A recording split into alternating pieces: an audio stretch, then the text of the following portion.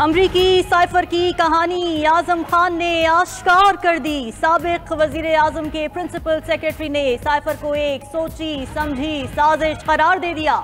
आजम खान ने दफा 164 के तहत मजिस्ट्रेट को बयान रिकॉर्ड करा दिया। कहा कि चेयरमैन पीटीआई ने सियासी मकासद के लिए साइफर का ड्रामा रचाया। हक़ाइक़ को छुपाकर झूठा और बेबुनियाद बयानिया बनाया गया। अदम एतमाद से बचने के लिए बैरूनी साजिश का रंग दिया। इसके जरिए अवाम में मुल्की सलामती इदारों के खिलाफ नफरत का बीज बोया। आजम खान के मुताबिक साबिक वज़ीर आज़म ने उनसे साइफर 9 मार्च को लिया और फिर गुम होने का कह दिया। मना करने के बावजूद एक खुफिया मरासले को अवाम में ज़ाती मफाद के लिए लहराया गया। ये सिर्फ और सिर्फ अपनी हुकूमत को बचाने के लिए किया गया।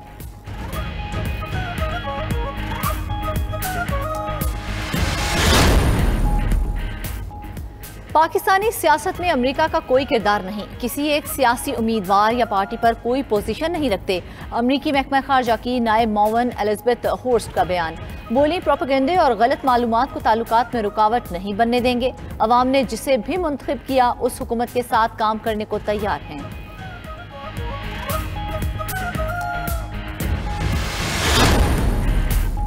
9 मई को होने वाले हमले बिलाशुबा संगीन हैं। ऐसे हमले कभी नहीं हुए, लेकिन ट्रायल मुनसिफाना होना चाहिए। जो 102 अफराद फौजी हिरासत में हैं उनका तहफ़्फ़ुज़ कैसे यकीनी बनाया जाएगा।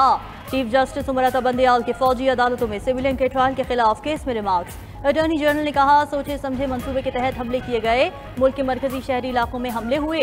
जिन जुराइम के तहत चार्ज लगाया गया ये आर्मी एक्ट में आते हैं। मुल्ज़िमान पर दफ़ा 302 का इतलाक़ भी किया गया है। जस्टिस मुज़ाहिर अली अकबर नकवी ने सवाल किया क्या किसी आर्मी अफसर की डेथ भी हुई। अटॉर्नी जनरल ने कहा किसी आर्मी अफसर के जानी नुकसान की कोई इत्तलात नहीं। जब किसी आर्मी अफसर की डेथ नहीं हुई तो दफ़ा 302 कैसे लगा दी गई। जस्टिस मुज़ाहिर नकवी का जवाब। चीफ जस्टिस ने अटॉर्नी जनरल को इस मामले पर हिदायत लेने का कह दिया। समाअत जुम्मे तक मुलतवी। 9 मई के वाक़यात में मजमूई तौर पर 2 अरब 50 करोड़ रुपए का नुकसान हुआ। अटॉर्नी जनरल ने 9 और 10 मई के वाक़यात की तस्वीर सुप्रीम कोर्ट में पेश कर दी। ब्रीफिंग में बताया कि पंजाब में 62 जगहों पर हमला हुआ। कोर कमांडर हाउस लाहौर को आग लगाई गई। मस्जिद को भी शहीद किया गया। मियांवाली में MM आलम का जहाज तोड़ दिया गया। गुजरांवाला में फौजी तंसीबात और फैसलाबाद में ISI दफ्तर पर हमला हुआ। मोटरवे टोल प्लाजा सवात को जलाया गया। तेमरग्राह में स्कूल को नुकसान पहुंचाया गया। Punjab regiment Mardan centre, Balochistan regiment Abbottabad पर हमला किया गया। पेशावर में एम्बुलेंस भी जलाई गई। CMH एबटाबाद पर भी हमला किया गया। GHQ में गेट और शोहदा के मुजस्मे तोड़े गए। सिर्फ फौजी तंसीबात को 1.5 अरब रुपए से जायद का नुकसान पहुंचाया गया। फौज हथियार चलाने में मुकम्मल तरबियत याफ्ता होती है, मगर 9 मई के वाक़यात पर फौज ने लचक का मुजाहिरा किया। चेयरमैन पाकिस्तान तहरीक इंसाफ ने खातून जज को धमकी देने के केस में अदालत से मुआफ़ी मांग ली। District and session court Islamabad में केस की समाअत के दौरान कहा कि खातून जज ही अदालत में जाकर कहा था कि बयान से दिल आज़ारी हुई तो उस पर मुआफ़ी मांगते हैं। जोशे खिताबत में कानूनी कार्रवाई करने का कहा था। अगर लाइन क्रॉस की है तो वो मुआफ़ी मांगते हैं। सेशन कोर्ट ने 6 मुकदमात में चेयरमैन PTI की 25 जुलाई तक अबूरी जमानत में तौसी कर दी।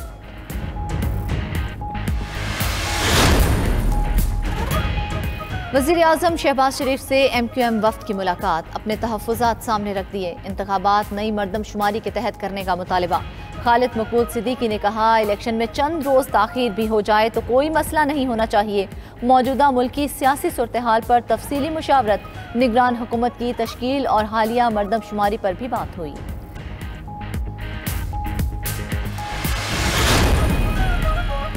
गवर्नर सिंध कामरान टिसौरी ने मरदमशुमारी के हवाले से मुत्तहिदा के तहफ़्फ़ुज़ात से मुताल्लिक़ 92 न्यूज़ की खबर की तस्दीक कर दी। 92 न्यूज़ से गुफ्तगू में कहा कि वज़ीर आज़म ने वाज़े बताया कि अभी नई या पुरानी मरदमशुमारी पर इंतखाबात के हवाले से कोई फैसला नहीं हुआ। मुशावरत से आइंदा का लाहे अमल अपनाने की यकीन दहानी कराई गई है। गवर्नर कामरान ने बताया कि निगरान वज़ीर आज़म के लिए शुएब सिद्दीकी का नाम तजवीज़ किया है। 26 जुलाई को दौरा कराची के दौरान वज़ीर आज़म गवर्नर हाउस भी आएंगे।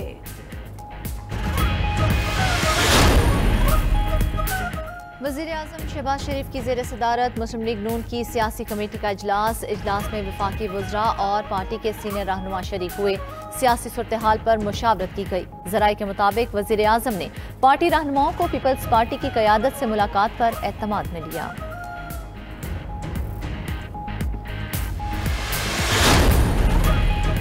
इस इस्तेहकामी पाकिस्तान पार्टी ने मंशूर तैयार कर लिया। 12.5 एकड़ जमीन तक के काश्तकारों को ट्यूबवेल्स के लिए बिजली की मुफ्त फराहमी। ओवरसीज पाकिस्तानियों को वोट का हक। पाकिस्तान में उनकी जायदादों के तहफ़्फ़ुज़ और इंसाफ की फराहमी यकीनी बनाई जाएगी। नए सरकारी मेडिकल और इंजीनियरिंग कॉलेज का क़याम और बैरून मुल्क स्कॉलरशिप की फराहमी मंशूर का हिस्सा है।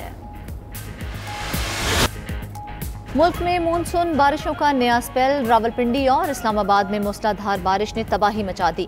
गोलड़ा मोड़ के करीब जेर तामीर अंडरपास की दीवार गिरने से 12 मजदूर मलबे तले दबकर जाम बहक, 4 अफराद को जख्मी हालत में निकाला गया। जुड़वा शहरों में बारिशों से नशेबी इलाके डूब गए, पानी घरों में दाखिल। रावलपिंडी में हाई अलर्ट और रेन इमरजेंसी नाफिज की गई। नालालई में पानी की सतह मुसलसल बुलंद होने लगी। इलाके में सायरन बजाए गए। पाक फौज के दस्ते भी इंतजामिया के साथ मुतहरिक। शमसाबाद के मुकाम पर सबसे ज्यादा 188 मिलीमीटर बारिश रिकॉर्ड। चकलाला पर 110, गोलड़ा 102 और बोकरा में 138 मिलीमीटर बारिश हुई। निगरान वज़ीर आला पंजाब ने रावलपिंडी के नशेबी इलाकों में पानी के फौरी निकास का हुक्म दे दिया।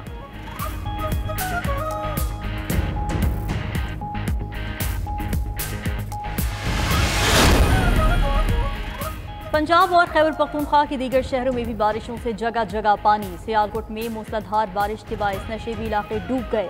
चकवाल, जहलम, दीना और सुहावा में जारी बारिश ने जलथल एक कर दिया। शहरों की गलियां और सड़कें तालाब का मंजर पेश करने लगी। एबटाबाद में गलियात, हवेलियां और गिरदनवाह में मूसलाधार बारिश। नालों की बंदिश से पानी घरों में दाखिल। लाहौर, पेशावर समेत दीगर इलाकों में भी तेज बारिश मुतवक्के। कराची, हैदराबाद, ठट्ठा समेत सिंध के मुख्तलिफ इलाकों में भी वक्फे वक्फे से तेज बारिश की पेशगोई। महकमा मौसमियात के मुताबिक बारिशों का नया सिलसिला 23 जुलाई तक जारी रहेगा।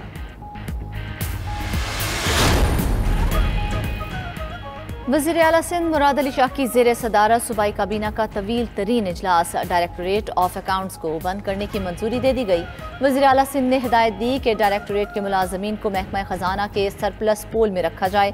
इजलास में सूबाई फाइनेंस कमीशन बनाने की भी मंजूरी।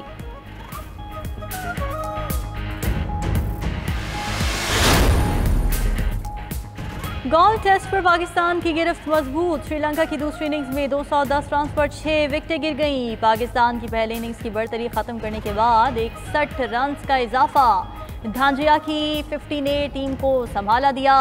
मेंडिस 19 रन बनाकर साथ मौजूद। पाकिस्तान की जानिब से नौमान अली ने 3 और आगा सलमान ने 2 विकेटें ली। अबरार अहमद की 1 विकेट।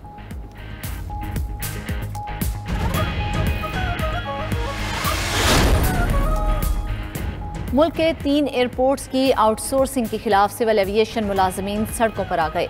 सखर में मुजाहरीन का नुसरत भुट्टो एयरपोर्ट पर एहतजाज। पेशावर में भी मुलाजमीन का स्याह पट्टियां बांधकर मुजाहरा। आउटसोर्सिंग का फैसला फौरी वापस लेने का मुतालिबा।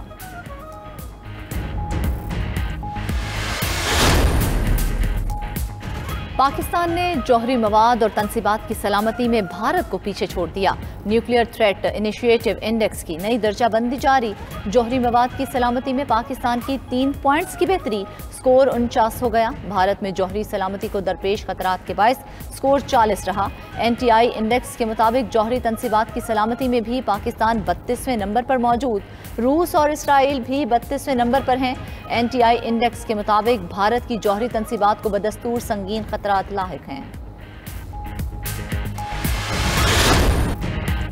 और सऊदी अरब में मुहर्रम उल हराम के आगाज पर गिलाफ काबा की तब्दीली की रुख परवर तकरीब। किस्वा फैक्ट्री के माहिर कारीगर, हजारों उम्रा ज़ायरीन और नमाजियों की शिरकत।